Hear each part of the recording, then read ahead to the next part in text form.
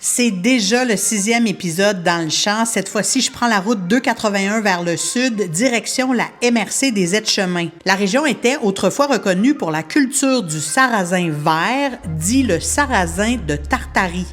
Je m'en vais à la ferme Aquilon, à Sainte-Sabine-de-Bellechasse. Je vais rencontrer Luce Bisson, qui produit son sarrasin vert biologique à partir d'une semence conservée depuis les années 50. Grâce à vous, j'aurai témoigné du sarrasin de Tartarie pour la première fois dans ma vie. Pain de sarrasin, tire-liche, tout le monde connaît ça dans le coin, là. Je suis vraiment curieuse de comprendre pourquoi sa famille veut faire revivre ce petit grain aux nombreux bienfaits dans l'assiette comme dans le champ. C'est un petit sarrasin qui est vraiment tout petit, qui est plus brun. Moi, ça fait pas longtemps que je sais que c'est du sarrasin de Tartarie. Depuis 1991 qu'on cultive ça, nous autres. Avant d'acheter la ferme laitière de mon beau-père s'est fait offrir par un de ses cousins d'acheter sa semence, parce que le monsieur en question faisait du sarrasin, ce petit sarrasin-là, il cultivait un acre, 2 acres, là, des petites superficies, il faisait moudre, il récoltait, il faisait moudre, puis il distribuait la farine aux environs, juste dans les municipalités autour, là, en 2-3 municipalités. Puis, quand il a décidé d'arrêter, bien, il l'a offert à mon beau-père. Puis, mon beau-père a dit « Oh non, j'ai trop d'ouvrage. Peut-être que mon gars qui se prépare à acheter la ferme serait intéressé. » Bien, son gars, c'est mon chum. Fait qu'on a décidé qu'on prenait ça. Fait qu'on en a fait pendant plusieurs années. À un moment donné, c'est devenu un peu plus tranquille. Puis, on s'est fait conseiller par un agronome de renouveler notre semence. Parce que c'était tout le temps la même semence qu'on ressemait. Puis c'est à faire des recherches à ce moment-là que j'ai trouvé que le vrai nom de ce sarrasin-là, qu'on appelait sarrasin vert, c'est sarrasin de Tartarie, qui est une variété complètement différente. Parce qu'ici, j'ai du sarrasin noir. Tout le monde connaît le sarrasin noir. Mm-hmm.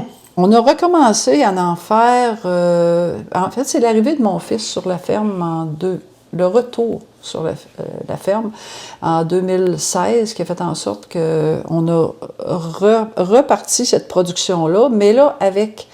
une distribution différente. Mais avec une semence différente? Non, parce qu'on n'en a pas trouvé. Il y a aucun...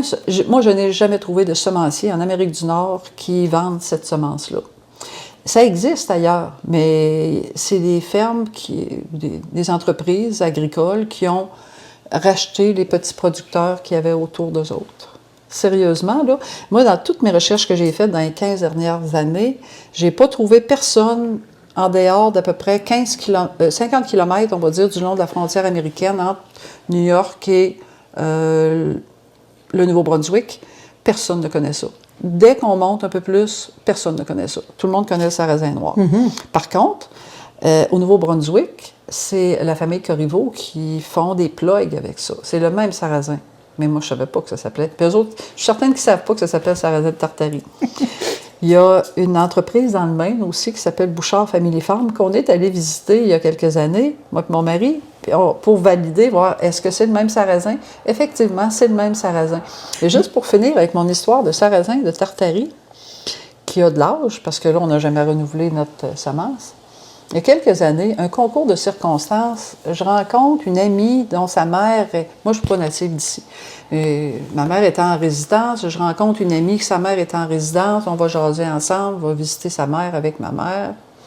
Puis la madame se met à dire « Hey, on en faisait, nous autres aussi, du sarrasin quand on s'est mariés. » Elle me raconte son histoire pour finalement me dire « Puis quand on s'est tanné, mon mari a décidé de vendre ça à son frère Corrad. » Là, ça fait ding dans ma tête. Nous autres, on a acheté la semence de Corrad. Fait que là, j'ai su que depuis 1959, c'est la même semence qu'on ressème année après année, parce qu'on n'en trouve pas, puis parce que c'est rare. Avec les recherches que moi, je suis bien curieuse dans ces affaires-là. J'ai trouvé au Bas-Saint-Laurent quelques petits producteurs qui en avaient des petites quantités aussi, puis qui ont fait la même chose que nous autres. Là. Ils distribuaient ça juste aux alentours. Il y avait en Beauce, à Tring, Saint-Frédéric ou Tring, une madame qui en faisait... Moi, j'y ai parlé au téléphone pendant la COVID, cette madame-là. Ça faisait 61 ans qu'elle était mariée, puis elle faisait du sarrasin vert depuis qu'elle était mariée. Fait que ça faisait pas mal dans les mêmes années que la madame qui m'a raconté l'histoire de notre sarrasin. Puis elle non plus, elle ne sait pas comment c'est arrivé, parce que c'est son ses beaux-parents qui avaient ça avant, quand elle a commencé. Donc, la semence, vous l'aviez gardée, même si la production avait arrêté, vous avez conservé cette semence-là? C'est partout comme ça. C'est ce qui s'est gardé. Ce qui reste encore, c'est de la semence qui a été gardée. Pourquoi vous pensez que c'est disparu de la production agricole au Québec? Je crois que parce que j'avais su il y a quelques années que dans l'Ouest canadien, c'est considéré comme une mauvaise herbe. Parce que ça se ressème facilement. Puis tantôt, on va aller voir les champs. Vous allez voir, là, la floraison, elle est tellement délicate qu'on ne la voit pas au travers du reste. Fait que probablement que ça doit passer inaperçu dans certaines cultures jusqu'à temps que ça se regraine puis que ça prenne le contrôle. Parce que du sarrasin, ça mûrit de façon continue dans la saison. Fait que les grains mûrs tombent à terre avant que les grains du haut soient mûrs puis prêts à récolter. Fait qu'on pense que c'est probablement ça qui fait que les grands semenciers ne se sont pas intéressés à la rénovation de ces semences-là. Mais ça, c'est ma théorie à moi, c'est pas vérifié. Mais c'est une bonne théorie, pareil, c'est intéressant. Moi, ce que je trouve très intéressant, c'est que là, ce que je comprends avec les recherches que vous avez faites, c'est que vous êtes très peu, finalement, au Québec à faire, et même ailleurs au Canada, à faire. Les aliments Trigone, Jacques Côté en avait une petite réserve. Là, ils viennent d'être achetés. Les aliments Trigone ont été achetés par Horizon Nature, qui est un gros distributeur. Et ils ont fait refaire une batch là, par Guillaume Dallaire, Ferme Tournevent. Parce que c'est Guillaume qui me l'a dit il y a 2 ans, une 20aine de tonnes. Mais c'est très peu. Ils ont un petit marché, mais eux autres, leur marché, c'est pas le même que nous autres. Eux autres, leur marché, c'est plus des transformateurs qui font des farines sans gluten, là, avec toutes sortes de mélanges de farine. Fait qu'eux autres, c'est ça. Nous autres, notre clientèle, maintenant, ça, c'est mon fils, c'est la relève qui a développé ça. C'est vraiment les épiceries, les kiosques. Oui, parce que soixantaine de points de vente. Vous le transformez, c'est-à-dire que la Seigneurie des Aunais le transforme. Et ça arrive en poche de 25 kilos ici. Puis, on en sèche la farine nous-mêmes. Puis, on fait des mélanges à pain. Ça, je vais vous faire goûter au pain. Puis, on fait de la tire-liche. Ici, historiquement, les gens... Attendez, hein? De la tire-liche? Oui, la tire-liche. C'est quoi ça, de la tire-liche? J'adore le nom. D'abord, le nom me... C'est beau, hein, comme nom? J'adore. J'appelle ça une petite crêpe dodu. Et par ici, tout le monde mange la tire-liche. Les grands-parents font de la tire-liche à leurs petits-enfants. C'est un bonheur, la tire-liche. Vraiment, là, c'est... Puis j'ai jamais trouvé d'où venait ce mot-là non plus. Mais, donc, si je comprends bien, vous êtes en train de remettre au goût du jour une histoire agricole de la région qu'on croyait un peu disparue. Hey, c'est fascinant, ça. Moi aussi, je trouve ça fascinant. Complètement fascinant. Mais ça prend beaucoup de recherche, hein? Puis c'est ça, quand je disais tantôt, on ne sait pas jusqu'à quel point c'est vraiment intéressant. Mais bon, il faut trouver les bonnes personnes à qui en parler. Mais dans un contexte de changement climatique, dans un contexte où on a besoin de comprendre notre ADN agricole, si je peux le dire ainsi, dans le but de devenir de plus en plus résilient, vous avez une partie de la réponse avec le sarrasin de Tartarie. On pense, en tout cas. On pense. Ça, c'est une photo, elle doit dater de 25 ans. On va aller les voir, de toute façon. Okay. On est plein, là. Je viens pas du monde agricole. Moi, j'ai tout appris de mon chum. Puis j'ai fait un deck en gestion agricole avant qu'on achète la ferme. Mais sinon, je connaissais rien. Ouais, ça, c'est la première terre qu'on a achetée avant d'acheter la ferme de mon beau-père. Et là, on a grand. Nous autres, on a 350 acres d'un bloc. Est-ce que vous cultivez 350 acres? Non, il y a du boisier là-dessus. Il y en a plus que la moitié en boisier. On a à peu près 90 fois 2,47. Bon, à peu près 200 acres en culture. En bio, avec les défis du bio, les gros défis du bio, parce que là, on n'a pas d'animaux, donc on n'a pas de fumier. Il faut se trouver du fumier à l'extérieur. Là, on a depuis 3 ans, on a du fumier de poulet qu'on fait venir de Sainte-Marguerite, parce qu'on n'a pas de fumier proche. Bien, il y a Breton qui a des porcheries à Saint-Magloire ici, mais là, ils ont des contrats avec d'autres. On ne vient pas en bout d'en avoir, ou très peu. Puis l'autre défi, c'est les mauvaises herbes, évidemment. Ça, c'est un champ d'avoine nu qu'on a peigné pour enlever un peu de mauvaises herbes, donc un peigne avec des petits doigts. Ici, c'est notre champ de sarrasin en fleurs. OK! Ah ben, je le vois, là, en m'approchant. Puis vous avez raison. Moi, ma première réaction de dire c'est pas du sarrasin parce que c'est pas un sarrasin que je connais. Ouais, pas les mêmes fleurs.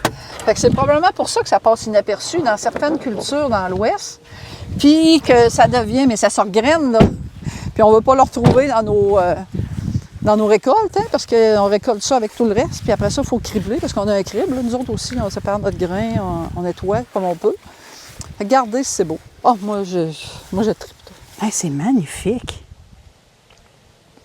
Je vous l'avoue, Mme Bisson, c'est la première fois de ma vie que je vois ça. Grâce à vous, j'aurai témoigné du sarrasin de Tartarie pour la première fois dans ma vie. Regardez les petites fleurs. Puis regardez, ça devient des grains déjà. Regarde ici. Ça devient des grains. On commence à voir la forme. Hein?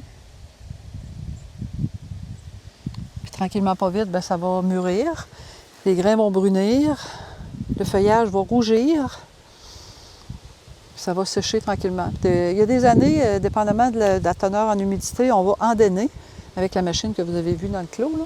On fait juste couper, puis on fait des andins. Puis on le laisse à terre quelques jours pour permettre au feuillage de sécher, puis d'être moins difficile à séparer dans la batteuse après ça, quand on rentre ça dans la moissonneuse batteuse. Donc, le stade, en ce moment, c'est la floraison. Oui, il est en pleine floraison, même en début de... J'ai oublié le nom, là. Il est en train de faire du grain. Mais c'est pas une céréale, hein? C'est une pseudo-céréale, hein, le sarrasin. C'est pas une céréale. C'est de la famille de la rhubarbe, hein, le sarrasin. Ici, il y a un petit plan. Quand il y a des spots plus foncés là-bas, là, c'est parce qu'il y a eu, je ne sais pas trop, là, il y a quelque chose qui était plus riche là. Parce que du sarrasin, on ne fertilise pas, ou pratiquement pas. Puis les fois qu'on a fertilisé du sarrasin, là, on a des champs de sarrasin qui sont venus là, hauts comme ça, avec du feuillage gros comme ça, mais pas plus de grains nécessairement, là. Mais difficile à battre, pas séchable, c'est une misère à battre. Fait que c'est une culture qui est facile. Dans nos sols, à nous, c'est une culture qui est très, très facile à faire. Mais j'ai l'impression qu'il y a beaucoup de positifs qui ont été partagés depuis le début sur la culture du sarrasin. J'entends que des bonnes choses. Comment ça qu'on n'en cultive pas plus au Québec? Comment ça est-ce qu'on n'en consomme pas plus? Le sarrasin noir, quelqu'un qui n'aime pas la texture puis le goût amer, bien, c'est fini. C'est comme d'autres choses. Hein? On aime ou on n'aime pas, comme la coriandre, ou il y a des gens qui n'aiment pas ça. Celui-là, bien, il est un peu différent. Fait que ça se peut qu'il y ait des gens qui n'aimaient pas le sarrasin noir, mais qui aimeraient celui-là.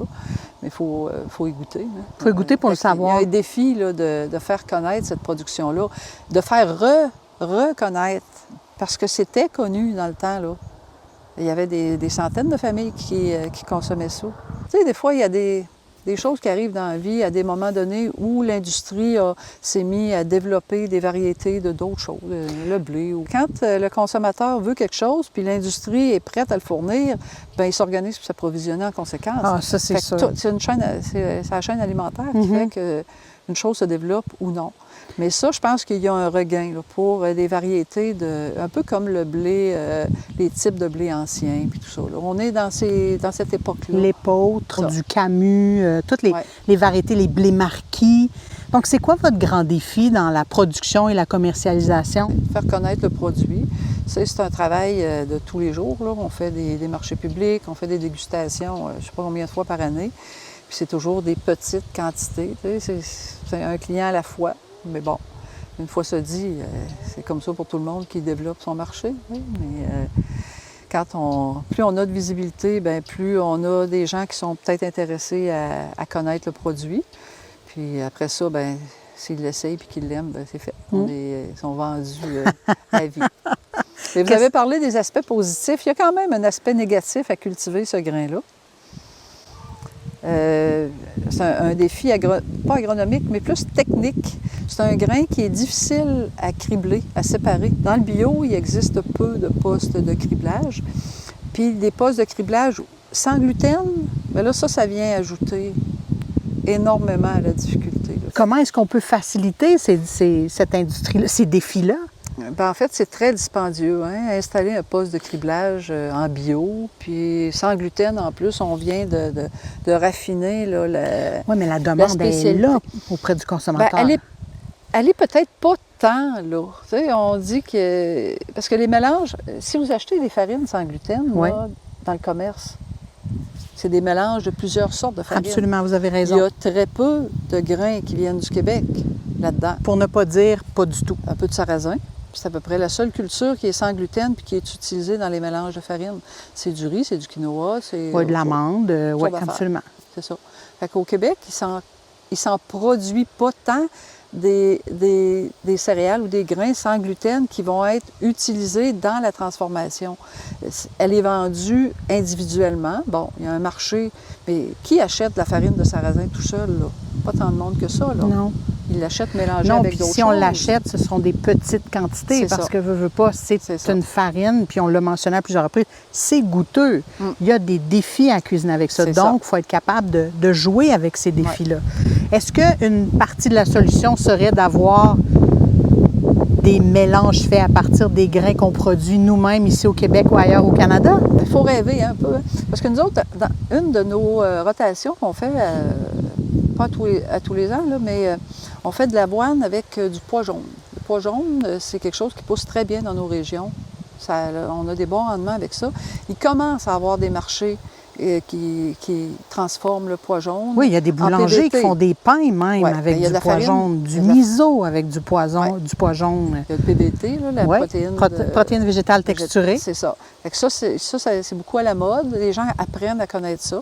La farine de pois jaune, là, il y a un producteur à Saint-Jean-Port-Joli, là, Daniel Dubé, qui s'évertue à faire connaître sa farine Le de pois jaune. Prairie-Rieur. Le Prairie-Rieur, oui. Ça pourrait être une farine qui est utilisée. Mais encore là, il faut avoir des rendements, il faut avoir un volume, parce que l'autre obstacle qui nous attend, c'est le volume. Il faut être capable d'approvisionner un transformateur, une chaîne de transformation, c'est jamais à petite échelle. Vous avez dit quelque chose de... Vous avez quasiment fait un drôle. mauvais jeu de mots. Vous avez dit une chaîne d'alimentation, c'est un défi à approvisionner. Ouais, c'est ça. Ouais. Mais c'est peut-être ça aussi le modèle qui a besoin d'être revu. Puis je sais que c'est difficile de vous poser ces questions-là, Mme Bisson, parce que vous avez plusieurs chapeaux, puis il y a quand même une certaine forme d'auto-censure dans vos réponses. Puis je le comprends, puis je respecte ça. Mais en posant les questions, je me dis, ben moi, ce que j'entends, c'est qu'il y a beaucoup de choses qui ont besoin d'être revues, surtout dans un contexte où on veut davantage de souveraineté alimentaire, dans un contexte de défi climatique. On en a eu une belle réponse.